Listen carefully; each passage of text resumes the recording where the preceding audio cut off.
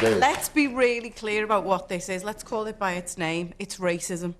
We're the most tolerant, lovely country in Europe. Let's celebrate our women. What worries me about your comment is you are a white privileged male who has no experience in this. I mean, I can't help what I am. I was born like this. It's an immutable characteristic. So to call me a white privileged male is to be racist. You're being racist. You cannot dismiss. The unoffended, they seek to murder your opinion. What did he just say? Seek to murder your opinion. One more time. They seek to murder your opinion. My name's John, I guess I'm here to murder your opinion.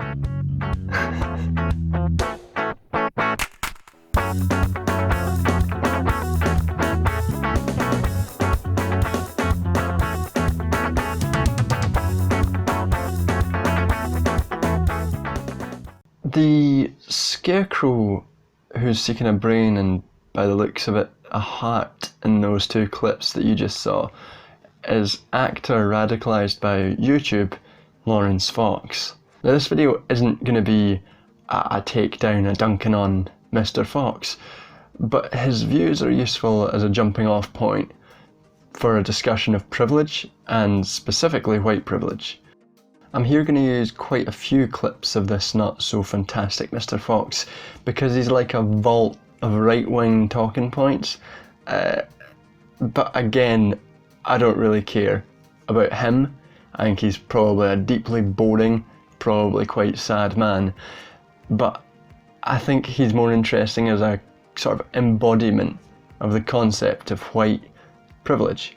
So this is a two-part video series that's going to explore white privilege and capitalism. This first video mostly looking to define white privilege, while the next exploring its relationship to capitalism. But first I'm going to talk about what we mean when we say privilege, and then why concepts like colorblindness are pretty inadequate for dealing with white privilege.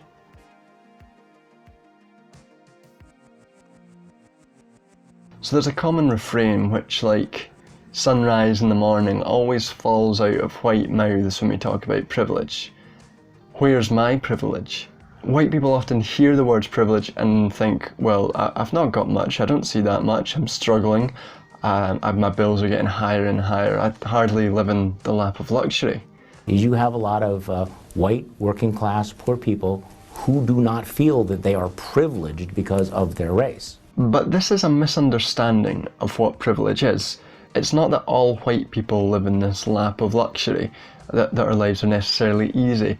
Rather, white privilege is a set of unearned advantages that white people benefit from every day. If you're white, you may lack gender or class-based privileges, but you remain free of a specific set of oppressive disadvantages because of the colour of your skin.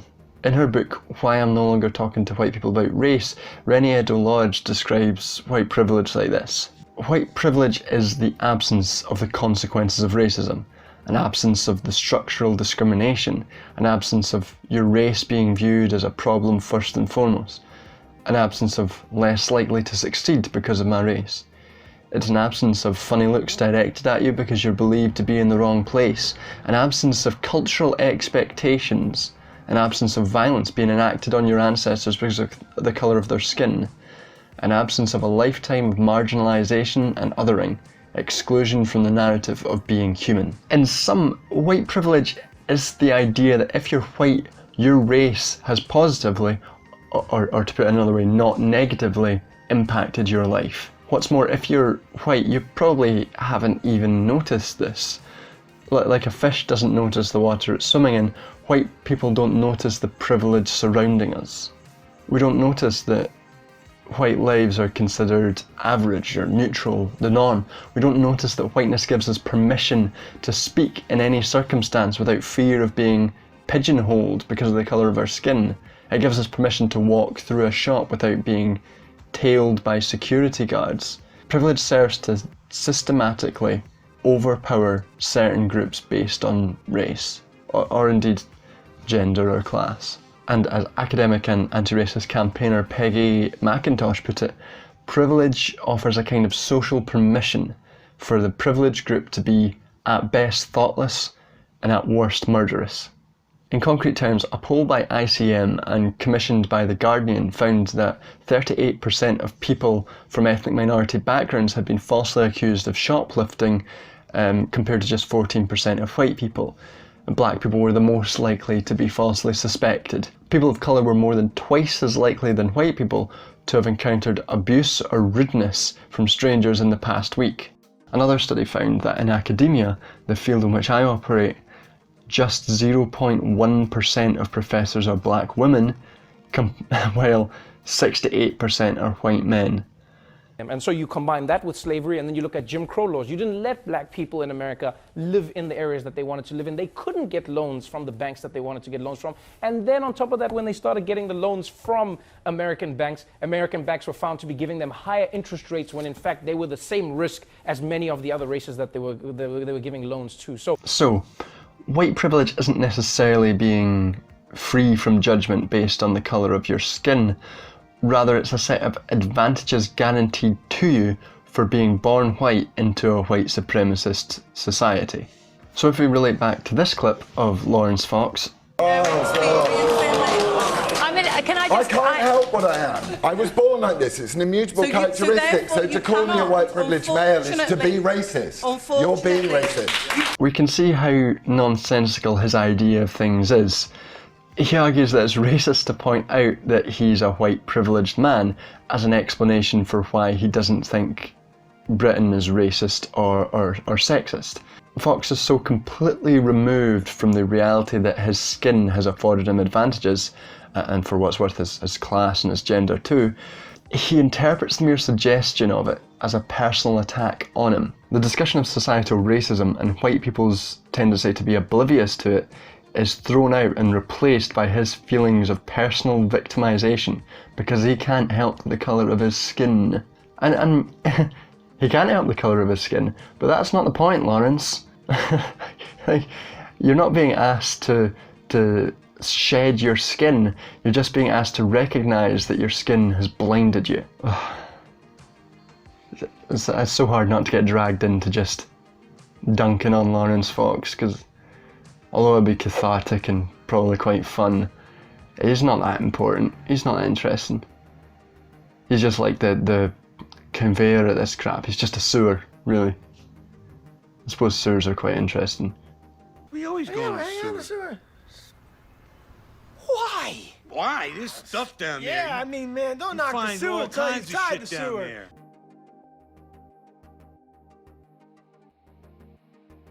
One frequent expression which is thrown about when we talk about white privilege is the term colorblindness. When you say things like, I don't see colour now and I don't judge people on that, and it's irrelevant, that is now sort of a position that people accuse you of being a fascist, not you, but people accuse of being fascist and pretending they're colourblind, and that in itself is a form of racism and white privilege, as opposed to what, certainly my upbringing, was what was called a liberal modern value. Well, we have to remember that what they're accusing you of is what they are. And that's why I stand up against them, because they are everything they accuse you of. You think the people who are going around shouting racist at everybody... The wokeists, I think, are fundamentally a racist bunch. Why do you think they are? Because they are racist. They see colour everywhere. They see colour everywhere. It's the only thing they see. Yeah, and identity politics is extremely racist as well. This is the view that we shouldn't bring up race as a relevant factor for any discussion because you just don't see race. What this is an appeal not to talk about the unearned advantages of being born white into a white supremacist society. The appeal to colourblindness isn't anti-racist because while we should be striving towards a state in which no one is negatively impacted due to the race, the fact is that we currently live in a system in which being white unduly benefits you at the expense of non-white people. To deny that is not just sticking your head in the sand, but to be actively complicit in the continuation and reproduction of that system. And maybe the most sort of aesthetically disgusting trend in this colourblindness is when white people will throw up a quote by Dr. Martin Luther King to justify this colourblindness. Sort of values I was raised with, which was that you don't judge people by their skin colour, their sexuality, their gender. You judge people on merit. Martin Luther King, you know, the character, you know. Martin Luther King, you know, the character, you know.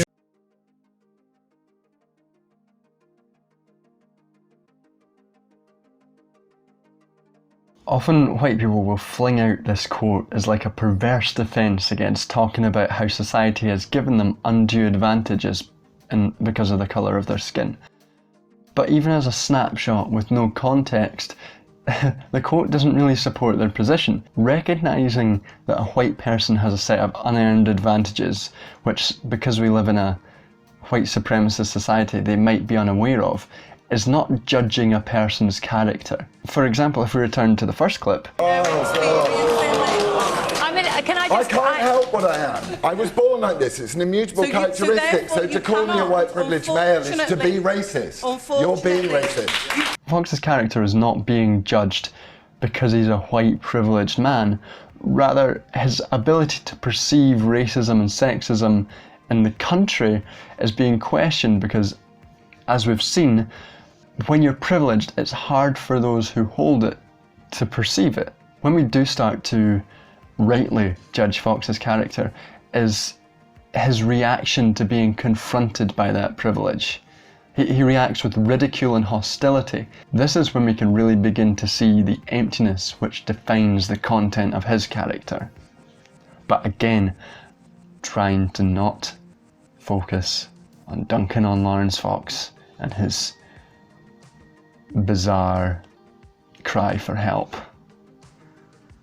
Colorblindness reduces a system which unduly benefits white people to simply individual interactions. It protects the ego of the white beneficiaries of such a system by allowing them to believe that they shed their racism or their privilege by just not being overtly racist. By the way, I would have voted for Obama for a third term if I could. Best president in my lifetime, hands down. But there's another MLK quote which speaks to this instinct.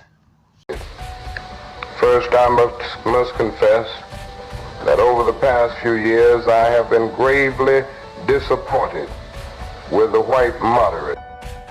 I have almost reached the regrettable conclusion that the Negro's great stumbling block in his stride toward freedom is not the white citizens' counselor or the Ku Klux Klaner, but the white moderate, who is more devoted to order than to justice, who prefers a negative peace, which is the absence of tension, to a positive peace, which is the presence of justice, who constantly says, I agree with you on the goal you seek, but I cannot agree with your methods of direct action, who paternalistically believes he can set the timetable for another man's freedom, who lives by a mythical concept of time, and who constantly advises a Negro to wait for a more convenient season. Shallow understanding from people of goodwill is more frustrating than absolute misunderstanding from people of ill will. Lukewarm acceptance is much more bewildering than outright rejection.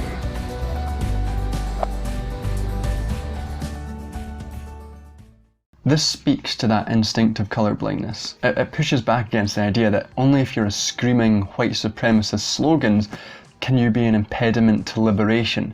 It captures the reticence of people who benefit from the current order to upset that order in the name of justice. It shows the willingness of white people to demand that if justice is pursued, it's done so on their terms.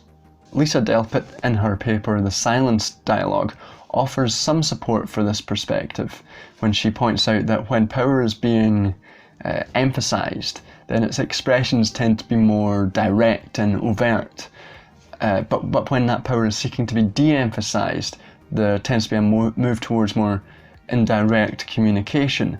In this sense, the colourblind people are serving to de-emphasise and obscure the racism that's endemic in our society, and thereby maintain it. while this serves a different purpose than the overt racists, it ultimately serves to continue the same system.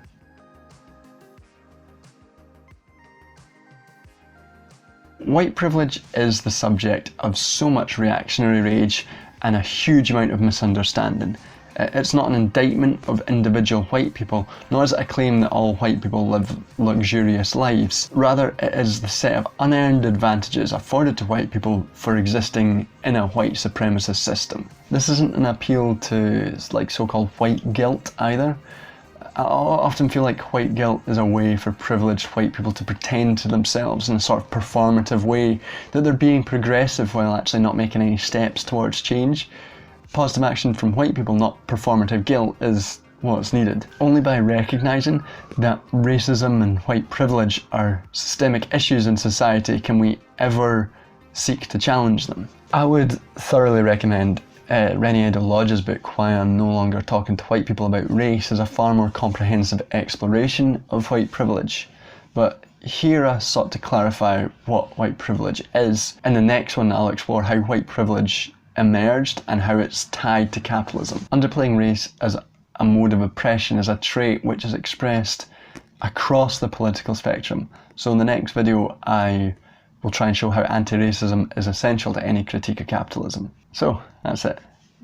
Thanks for watching, and as ever, like and comment, share and subscribe if you're not already. Cheers.